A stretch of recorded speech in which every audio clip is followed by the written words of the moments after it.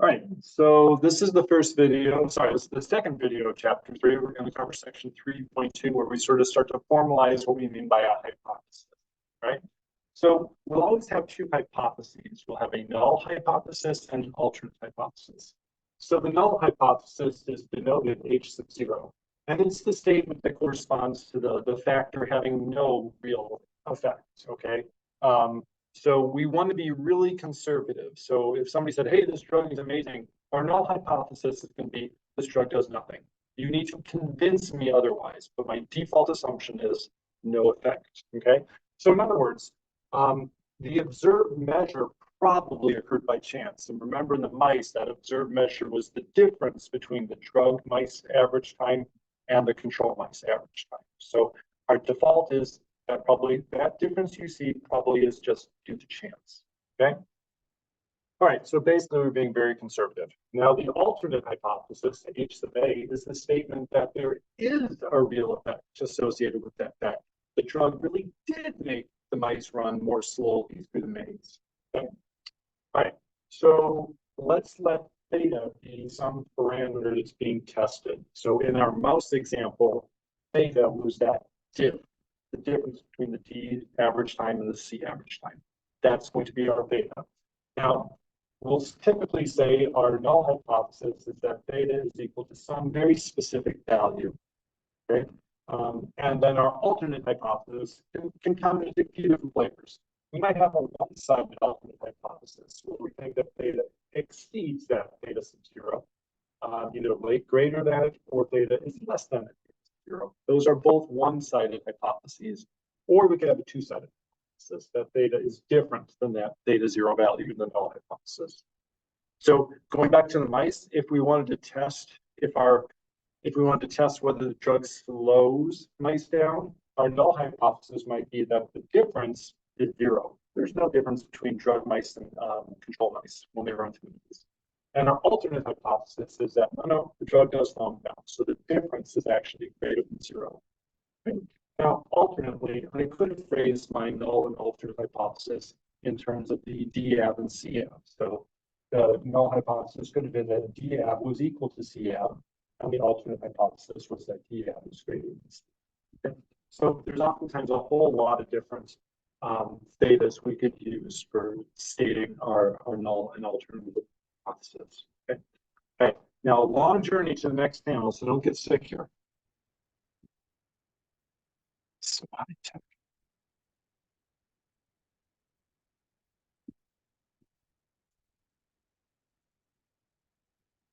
Okay.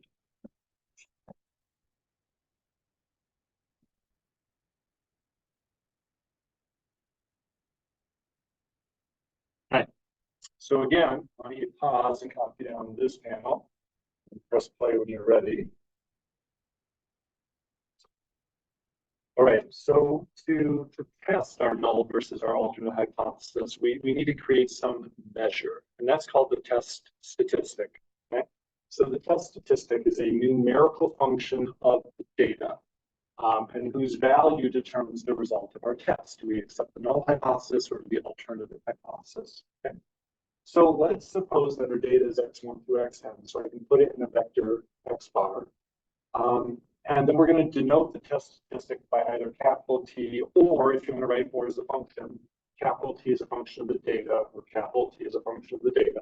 Or we might have two different data sets that we're somehow asking a question about, in which case we'd have a data set containing the vector x and the data set containing the vector y.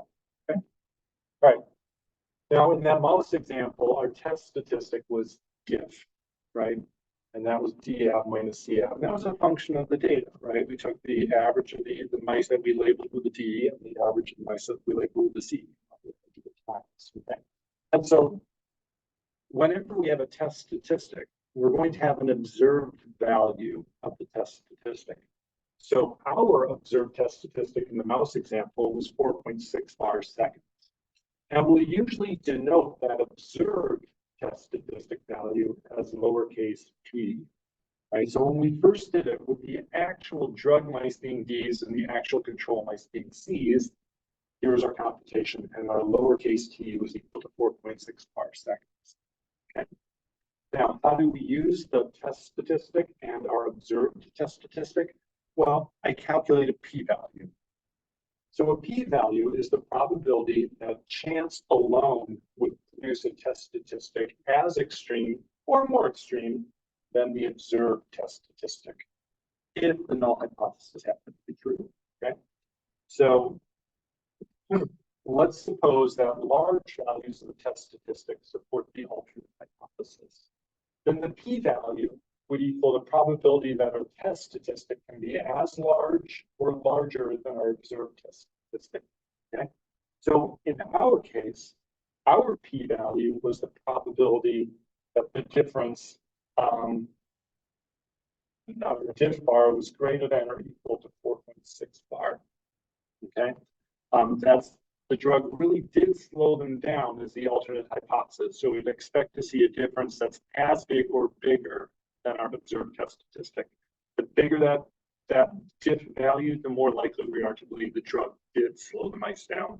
Because remember, diff was the average of the G mice minus the average of the C mice. Okay, so for our example, the alternate hypothesis is supported if the diff score is big, right? So in our case, we observed that the probability that the test statistic was greater than or equal to our observed test statistic, that happened 3 out of the 20 possible times that we permuted the data. So we had a p-value of 0.15. So one way of saying that is that this difference of 4.6 parseconds, there's a 15% chance that it occurred completely by chance, just by randomly permuting who was a D versus who was a C, while leaving the actual drug mice and the actual control mice the same. That's kind of a high chance, okay? So that's not really great evidence that the drug really did slow the mice down. We will get more specific about what we think does constitute good evidence for an alternate hypothesis. Right, so again, pause, copy down this final panel for this video. Okay, so we say a result is statistically significant if it would rarely occur by chance, right? We need to define rarely, and we will in a future video. And by the result, we mean basically the observed test statistic. How likely is that observed test statistic to have occurred strictly by chance? Okay, the smaller the p-value that you define as rarely, the more conservative you are being on what you consider statistically significant. So perhaps you say the p-value is less than 0.1, 10%.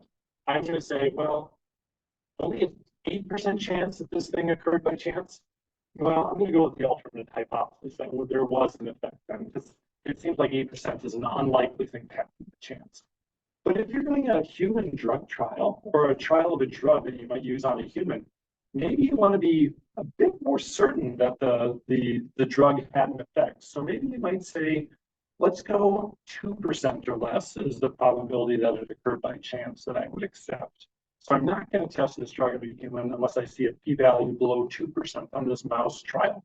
Okay, in which case that 0.15 over there, that doesn't convince you that the drug's doing jack squat, right?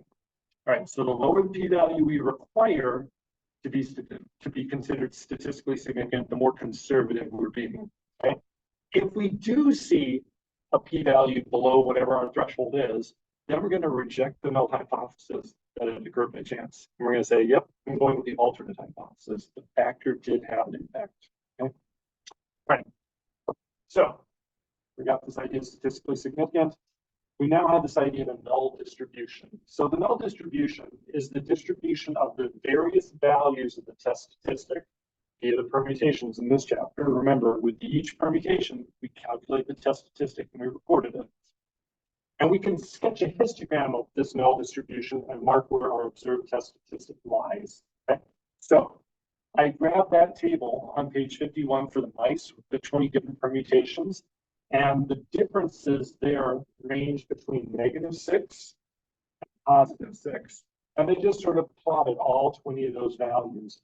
And there in red is that 4.6 bar that we actually observed when D corresponded to the mice who received the drug and C corresponded to the mice that didn't receive the drug.